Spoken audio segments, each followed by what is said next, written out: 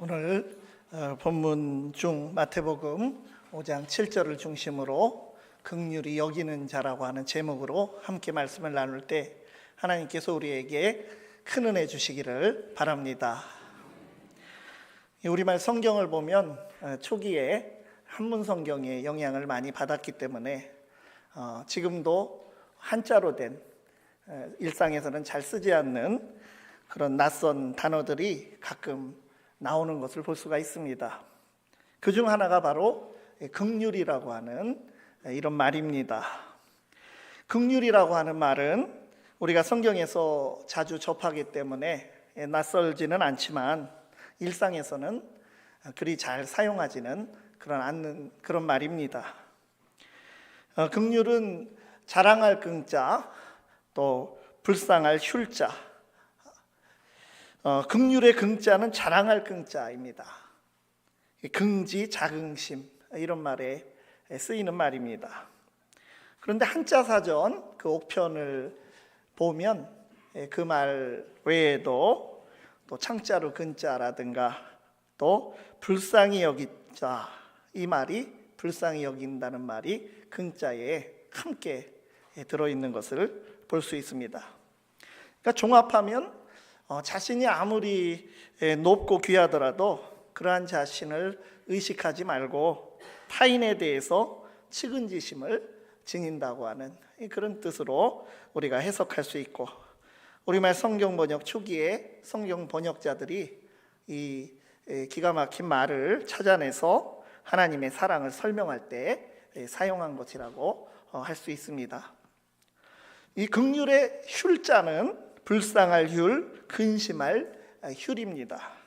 마음신자가 피혈자 옆에 붙어 있어서 혈에서 나온 휼이라는 발음을 쓰면서 뜻은 마음이 힘들다, 근심이 생긴다, 속을 태운다라고 하는 그런 뜻을 가지고 있습니다. 그러니까 죄를 당한 백성을 구제하는 것을 구휼한다라고 말을 합니다.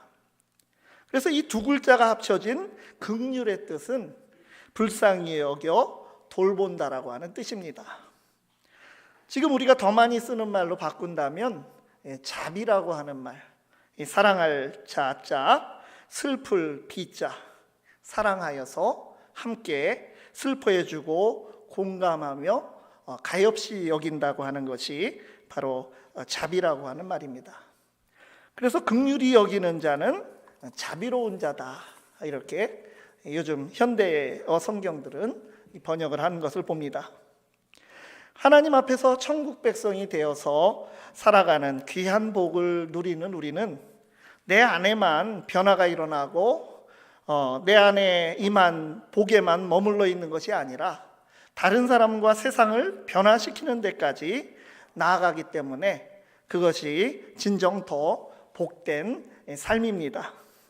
예수님께서 말씀하신 8복 중 이 5번째 복 선언부터는 좀 더 적극적인 삶으로 드러나는 복이라고 할 수가 있습니다. 하나님의 은혜를 받아들일 자세가 된 마음이 가난한 자, 애통한 자, 또 온유한 자, 의에 줄이고 목마른 자는 더 적극적인 의미에서는 긍휼히 여기는 자가 되고 화평하게 하는 자로 나아가는 변화가 일어나게 된다는 것입니다. 주님께서 복되고 행복한 사람이라고 선포하신 긍휼히 여기는 자, 이 자비로운 자는 어떤 사람입니까? 이 첫째는 하나님의 긍휼히 여김을 먼저 받았기에 긍휼히 여기는 자로 살아가게 되는 것입니다. 우리가 예배에서 사용하는 성경에서 긍휼을 검색을 해보시면 90%가 하나님의 긍휼에 관한 성경 구절입니다. 그 중에 가장 먼저 나오는 또 대표적인 성경 구절이 출애굽기 33장 19절 말씀입니다. 여호와께서 이르시되 내 모든 선한 것을 내 앞으로 지나가게 하고 여호와의 이름을 내 앞에 선포하리라. 나는 은혜 베풀 자에게 은혜를 베풀고 긍휼히 여길 자에게 긍휼을 베푸느니라. 이 말씀 바로 앞에가 바로 출애굽기 32장입니다. 이것은 이스라엘 백성들이 모세가 시내산에 올라가서 하나님께 십계명과 율법을 받고 있던 그 동안에 아론 제사장을 자극해서 이 금송아지 신상을 만들어 섬긴 사건이 기록된 장이 32장입니다. 그러니까 모세가 하나님 보시기에 전부 진멸해도 시원찮은 그런 큰 죄를 지은 이스라엘 백성들을, 그런데 하나님께서 용서하시는 모습을 보면서 하나님께 그 이유를 물어봤을 때 하나님께서 그 용서하시는 이유를 말씀하신 그 구절이 출애굽기 33장 19절입니다. 나는 은혜 베풀 자에게 은혜를 베풀고 긍휼히 여길 자에게 긍휼을 베푸느니라. 바울 사도가 로마서에서 하나님의 은혜를 서술하면서 9장 15절에서 이 말씀을 인용해서 하나님의 은혜를 증언하기도 했습니다. 모세에게 이르시되 내가 긍휼히 여길 자를 긍휼히 여기고 불쌍히 여길 자를 불쌍히 여기리라 하셨으니, 바울이 죄인된 우리를 아무 공로를 요구하지 않으시고 예수 그리스도의 십자가 보혈로 죄를 사하여 주시고 구원하여 주신 하나님의 은혜를 선포할 때 하나님께서 직접 하신 이 말씀, 하나님께서 우리를 긍휼히 여기시고 불쌍히 여기셨다고 하는 말씀을 이 사도 바울이 인용하면서 감격하였던 것입니다. 우리가 하나님의 자비를 경험하였기에 자비로운 자, 자비를 베풀 수 있는 자가 되는 것입니다. 하나님의 사랑을 받았으므로 사랑할 수가 있는 것입니다. 오늘 본문 7절 예수님의 5번째 복선언의 이 문장 구조를 잘 보면서 읽어보시면 긍휼히 여기는 자는 복이 있나니 그들이 긍휼히 여김을 받을 것이며, 잘못 읽으면 마치 그렇게 들립니다. 마치 우리가 먼저 타인을 긍휼히 여기고 긍휼을 베푸는 조건을 충족하면 그 긍휼히 여김을 받는 복을 비로소 누리게 되는 것으로 그렇게 읽을 수가 있습니다. 그러나 그렇지 않다는 것입니다.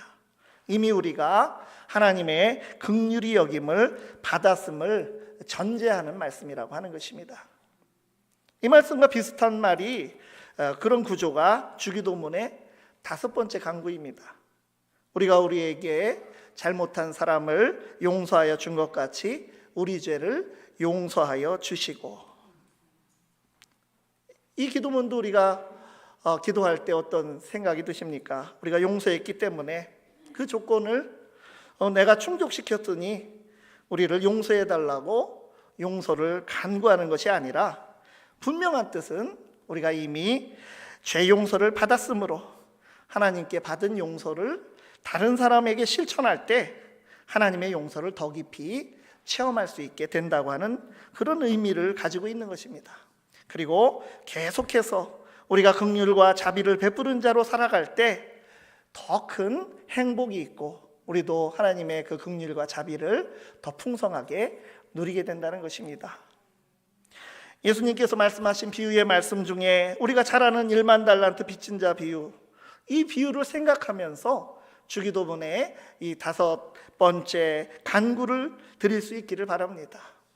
마태복음 18장 23절 이하에 있는 이 비유를 보면 1만 달란트, 이것은 수십만 년을 일을 하고 아무 한 푼도 쓰지 않고 굶으면서 모아야 되는 그런 아주 비현실적이고 전혀 갚을 수가 없는 그런 엄청난 빚이 되는 그런 금액입니다.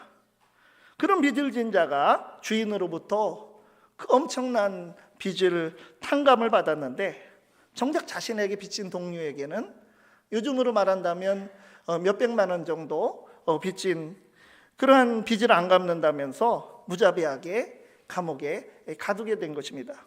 그것을 본 주인이 그 무자비한 종을 다시 불러서 빚 탕감을 취소하고 그 1만 달란트 갚을 때까지 나올 수 없다 하며 옥에 가두었다고 하는 예수님의 비유입니다. 이 비유는 정말 갚을 수 없는 하나님의 큰 은혜와 긍휼을 말하고 있는 것입니다. 우리에게서 얼마나 큰 죄의 짐을 하나님께서 벗겨 주셨는지 실감나게 하는 비유가 아닐 수 없습니다. 우리는 죄 많은 백성이지만 하나님께서 우리 죄가 없는 것으로 해 주셨습니다. 그런데도 우리는 형제의 사소한 잘못을 용서하지 못하고 긍휼히 여기지 못할 때가 있습니다.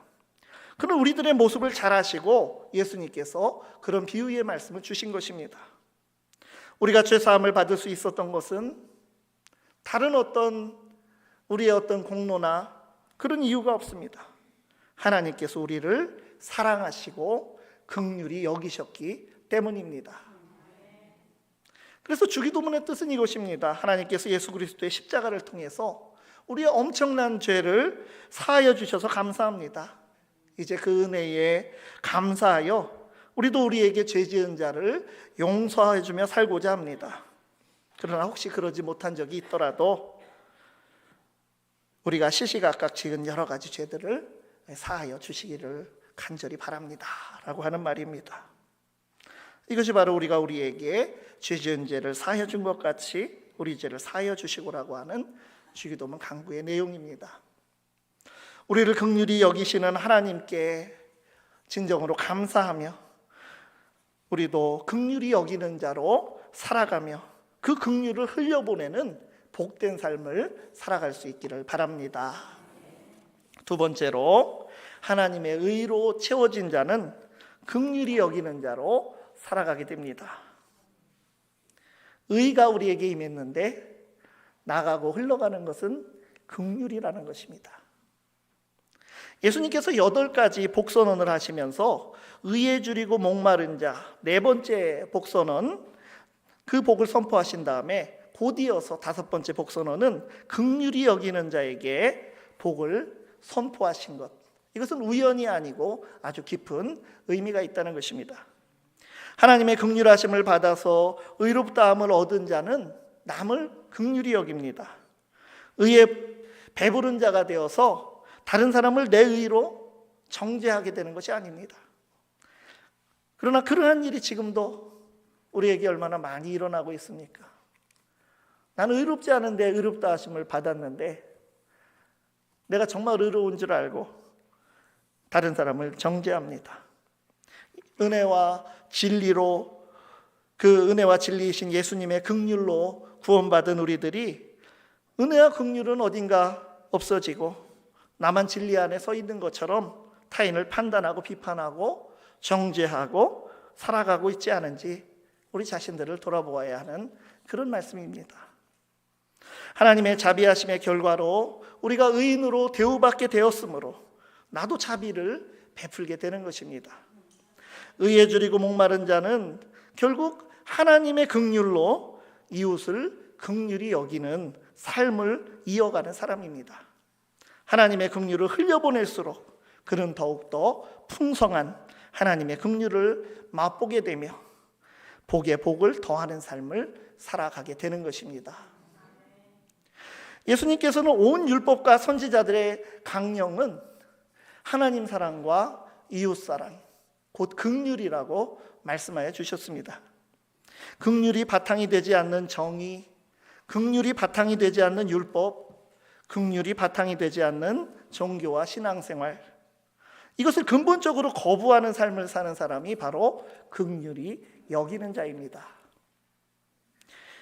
우리가 잘 아는 레오나르도 다빈치의 최후의 만찬이라고 하는 그 그림이 아주 유명합니다. 워낙 유명하다 보니까 이 그림과 관련해서 수많은 일화들이 생겨나고 전설들이 생산이 됐습니다. 그 진위를 일일이 다 확인할 수 없지만 그 교훈을 주는 이야기들이 많이 있습니다. 다빈치가 이 최후의 만찬 그림을 부탁받기 전에 다른 화가와 심하게 다툰 적이 있다고 합니다. 그 후에 이제 이 최후의 만찬 그림을 부탁을 받게 됐는데 그가 그림을 구상하면서 이제 가룟 유다의 얼굴을 구상을 합니다. 근데 자기와 싸운 바로 그 화가의 얼굴이 떠오르게 되는 것입니다. 이 못된 화가의 얼굴로 가룟 유다의 얼굴을 잘 그려놨습니다. 이거 그렇게 그려놓으면 이건 영원한 복수가 될 것이다. 그리고 마지막으로 이제 누가 봐도 이제 그 자기와 싸운 그 화가의 얼굴인 것을 그 사람일세 이렇게 우리가 알 수 있는, 그렇게 그려놓고 예수님의 얼굴을 이제 마지막 그려야 합니다. 그런데 그 중심이 되고 가장 거룩한 얼굴이어야 하는데 예수님의 얼굴을 그리려고 해도 이 도무지 잘 그려지지 않는 것입니다. 진척이 되지 않습니다. 그래서 고민을 거듭했는데 레오나르도가 한참 후에 그 사실을 깨닫게 되었습니다. 그 이유가 그 싸워서 미워했던 동료 화가의 얼굴을 가룟 유다의 얼굴로 이렇게 그려 놓은 것이 그의 마음에 무의식적이든 의식적이든 걸렸던 것입니다. 그래서 그 가룟 유다의 얼굴을 이제 바꾸어 그렸습니다. 그리고 나니까 정말 마음도 편해지고 그 화가도 용서가 되고 그 다음에 비로소 정말 긍휼이 많으시고 아름다우신 예수님의 얼굴을 그릴 수 있었다고 하는 그런 일화입니다. 다른 사람을 미워하고 정죄하기 좋아하고 나는 옳다고 하는 자세로는 예수님의 얼굴을 상상하고 그리거나 볼 수도 없다는 것입니다. 이것이 우리가 긍휼을 베풀고 자비를 베풀어야 하는 이유입니다. 심령이 가난한 자가 시작이 된다면 의에 줄이고 목마른 자에게 하나님의 의로 배부르고 해결하는 은혜로 채워지는 그런 은혜가 임하는 과정들이 있다면 긍휼히 여기는 자의 삶은 완성에 해당하는 것입니다. 하나님의 의의 또 다른 이름, 그것은 바로 하나님의 긍휼입니다. 우리의 가난한 심령이 하나님의 의로 채워져 긍휼로 나누는 복된 삶이 될 수 있기를 바랍니다. 세 번째로, 긍휼히 여기는 자는 긍휼을 실천적으로 베푸는 자로 살아갑니다. 긍휼히 여기는 자를 세번역 성경이 자비로운 자로, 또 많은 다른 성경들이 그렇게 자비로운 자로 번역을 했다면, 우리말 성경 중에 의역을 많이 한 것으로 알려진 공동번역 성경은 긍휼히 여기는 자를 자비를 베푸는 사람이라고 이렇게 번역을 했습니다. 자비를 베푸는 사람은 행복하다. 그들은 자비를 입을 것이다. 긍휼히 여기는 자는 그의 말과 행동, 재산과 지위, 혹은 달란트와 기회, 이 모든 것을 사용해서 긍휼을 드러내고 표현하고 실천하며 사는 사람입니다. 지극히 작은 자 한 사람에게 베푼 긍휼이 곧 주를 섬기는 섬김이 된다는 것입니다. 마태복음 10장 42절 말씀에 또 누구든지 제자의 이름으로 이 작은 자 중 하나에게 냉수 한 그릇이라도 주는 자는 내가 진실로 너희에게 이르노니 그 사람이 결단코 상을 잃지 아니하리라 하시니라. 예수님께서 마태복음 5장, 우리가 지금 한 절씩 함께하고 있는 이 마태복음 5장에서는 이렇게 천국 백성 된 제자들에게 팔복을 선언하셨지만, 위선과 외식에 빠진 바리새인들을 향해서는 마태복음 23장에서 그들을 신랄하게 비판하시면서 화 있을진저 외식하는 서기관들과 바리새인들이여라고 부르시며 8번을 저주하신 팔화를 선언하신 그런 말씀이 있습니다. 그 중에 한 말씀 중에 긍휼과 관련된 말씀이 있습니다. 마태복음 23장 23절, 화 있을진저 외식하는 서기관들과 바리새인들이여, 너희가 박하와 회양과 근체의 11조는 드리되 율법에 더 중한 바 정의와 긍휼과 믿음은 버렸도다. 그러나 이것도 행하고 저것도 버리지 말아야 할지니라. 예수님께서 세리였던 제자 마태의 집에서 음식을 드시고 집에 계실 때 그 죄인들과 교제를 한다면서 바리새인들이 예수님을 정죄하고 비판했습니다. 그때 예수님께서 하신 말씀도 이것입니다. 마태복음 9장 13절에 너희는 가서 내가 긍휼을 원하고 제사를 원하지 아니하노라 하신 뜻이 무엇인지 배우라. 나는 의인을 부르러 온 것이 아니요 죄인을 부르러 왔노라 하시니라. 하나님께서 양을 잡아서 드리는 그 짐승을 잡아서 드리는 의식으로서의 제사와 제물이라는 형식에만 머물기를 원하지 아니하시고 긍휼의 제사와 긍휼의 제물을 원하신다고 하는 뜻입니다. 히브리서를 보면 하나님이 기뻐하시는 제사를 말씀했습니다. 히브리서의 마지막 결론과도 같은 히브리서 13장에 나오는 말씀입니다. 그러므로 우리는 예수로 말미암아 항상 찬송의 제사를 하나님께 드리자. 이는 그 이름을 증언하는 입술의 열매니라. 오직 선을 행함과 서로 나누어 주기를 잊지 말라. 하나님은 이 같은 제사를 기뻐하시느니라. 짐승의 제사에 대한 설명이 이 말씀 바로 앞에 지나갑니다. 짐승의 제사를 드리던 시대는 이제 지나갔고 하나님의 큰 긍휼하심을 받은 자로서 찬송의 제사, 감사의 제사를 하나님께 항상 우리가 드리며 살아가는 그런 예배자가 돼야 되고, 또 그것과 분리되지 않는 또 하나의 제사를 하나님께서 기뻐하시는데 바로 선을 행함과 나누어 주기, 선행과 나눔의 제사, 이 같은 제사를 기뻐하신다고 하는 말씀입니다. 우리가 무엇을 하든 긍휼이 기초가 되고 그 긍휼은 실제적으로 베풀어야 하는 것입니다. 예배에도 삶 속의 예배자는 긍휼을 베푸는 자입니다. 교회가 교육을 해도 우리가 성경만 외우고 주입하는 것이 아니라 긍휼을 경험시키는, 긍휼을 베푸는 교육이 있어야 되는 것입니다. 긍휼을 베푸는 선교, 긍휼을 베푸는 봉사, 긍휼을 베푸는 실제적인 성도의 교제가 일어나는 것이 교회의 모습입니다. 우리 교회는 각 기관이 남녀 선교회가 1기관 1개처를 정해서 선교나 봉사나 구제나 또 후원금을 보내기를 권장하고 있습니다. 얼마나 하고 있는지 모르겠습니다. 앞으로 내년부터는 구역예배, 구역 헌금도 교회로 내지 않고 구역에서 좋은 일을 하시도록 그렇게 더 점차적으로 확장할 그런 말씀도 나누고 있습니다.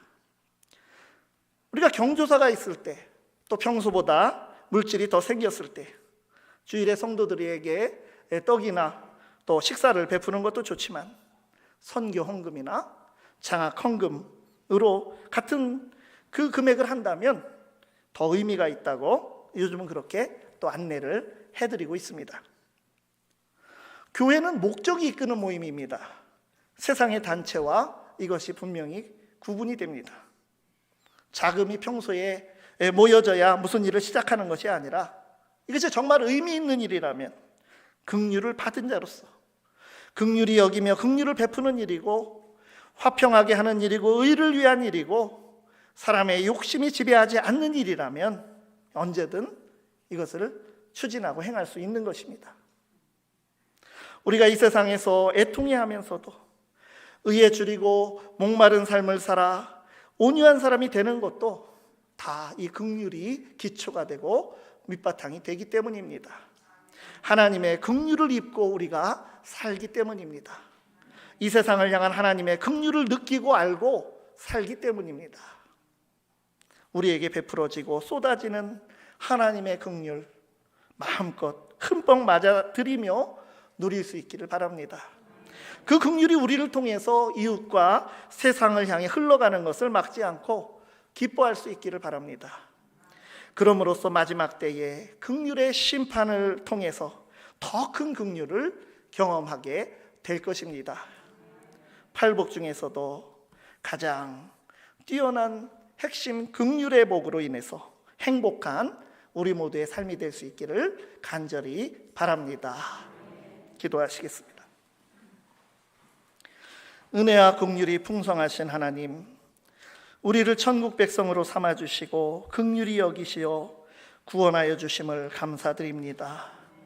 교회와 그리스도인 된 우리들이 긍휼의 눈으로 형제자매와 이웃과 세상을 바라보며 위선적이고 정죄하는 신앙이 되기보다 묵묵히 선행과 나눔과 긍휼을 베푸는 삶을 살아가며 긍휼함과 큰 은혜의 구세주를 세상에 증언하는 삶을 살아가게 하옵소서. 예수 그리스도의 이름으로 기도드리옵나이다. 아멘. 우리 찬송 452장을 함께 드리시고 준비하신 예물 봉헌하시겠습니다.